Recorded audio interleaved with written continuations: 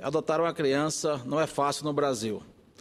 O Cadastro Nacional de Adoção, o CNA, e o Cadastro Nacional de Crianças e Adolescentes Acolhidos, o CNCA, comprovam que para cada criança pronta para adoção, há 6 pessoas dispostas a acolhê-las na família.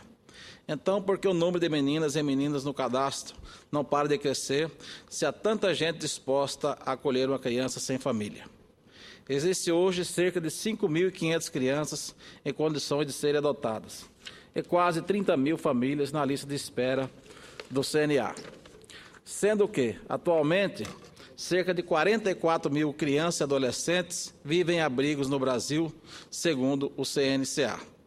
A burocracia jurídica e a discrepância entre o perfil da maioria das crianças do cadastro e aquele imaginado pelos que aguardam na fila de adoção são os principais entraves para que crianças sejam adotadas.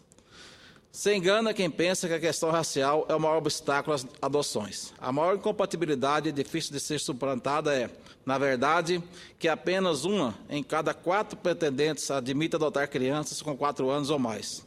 Do outro lado, apenas 4,1% dos que estão no Cadastro Nacional de Adoção, à espera de uma família, têm menos de 4 anos. Em março deste ano, eram apenas 227 crianças em um universo de 5.465. Por isso, cada dia que as crianças passam nos abrigos, diminui ainda mais as chances de encontrarem um novo lar. Dessa forma, não podemos aceitar a morosidade dos processos de adoção, pois estaremos contribuindo para que as vidas sejam desperdiçadas. Em Mato Grosso, estado que representamos aqui no Senado Federal, muitas pessoas aguardam de 3 a 5 anos para conseguir a guarda de uma criança. O principal problema para essa demora está no acúmulo de processos na esfera judicial. O Estatuto da Criança e do Adolescente determina prazo máximo de 4 meses para a conclusão do estudo social e de análise que irá decidir se a criança continuará ou não no poder familiar. O Conselho Nacional de Justiça, o CNJ, já determinou mudanças para acelerar os processos.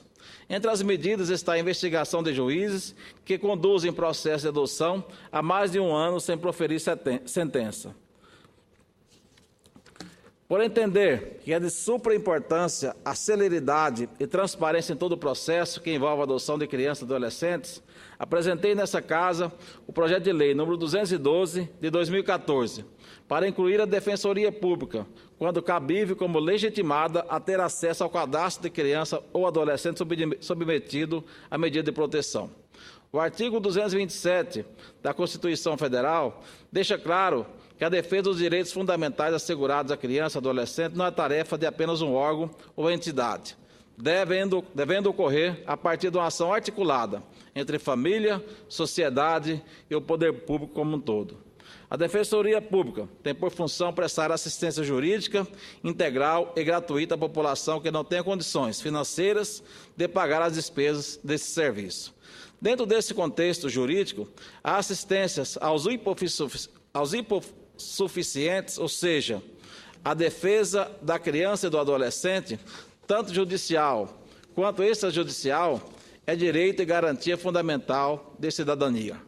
Nesse caso, o defensor público zela pelo Estatuto da Criança e do Adolescente e, em exceção do parágrafo 3, a Defensoria Pública, quando cabível, terá igualmente acesso ao cadastro nos termos do artigo 12, como propomos. Somente explicita a importância da Defensoria no universo do ECA. Nobres colegas, conto com o apoio dos congressistas para a aprovação desse projeto, cuja finalidade é aperfeiçoar os trâmites do processo de adoção e, quem sabe assim, ver o número do Cadastro Nacional de Adoção descrescer ao invés de crescer. Eu quero, ao encerrar, presidente, registrar o almoço que tivemos hoje no Itamaraty, da presidente Dilma, com o presidente da Rússia, Vladimir Putin, onde tivemos alguns senadores aqui participaram também, e ver com muito otimismo a oportunidade desse momento em que a Rússia tem o Brasil como parceiro fundamental em suas relações de negócio, da possibilidade das questões comerciais, das relações que nós temos, principalmente na área de agroindústria, que o Brasil tem sofrido muito ao longo dos últimos anos com os entraves colocados pelo governo russo em questões sanitárias, em barreiras comerciais, e a expectativa nossa do setor do agronegócio do Brasil, da agroindústria, para que essa visita do presidente Putin, com toda a sua equipe de governo, possa destravar vários assuntos que hoje incomodam os exportadores brasileiros, que tem na Rússia como um país estratégico, um país fundamental. E durante o almoço podemos perceber o clima amistoso entre a presidente Dilma e também o presidente da Rússia, Vladimir Putin, e eu estou bastante otimista, também como os empresários que estiveram lá, tiveram essa mesma impressão, de que a partir de então possamos ter uma nova relação comercial com a Rússia, uma relação de lealdade, uma relação em que possamos ter um comércio bilateral crescente entre os dois países e possamos dizer que os países do BRICS cada vez mais se interagindo e crescendo juntos e se transformando em potências mundiais. Então, quero felicitar a presidente Dilma, felicitar o Itamaraty e todos os envolvidos nesse processo para que possamos rediscutir as relações comerciais entre Brasil e Rússia. Muito obrigado, senhor presidente. São essas minhas palavras.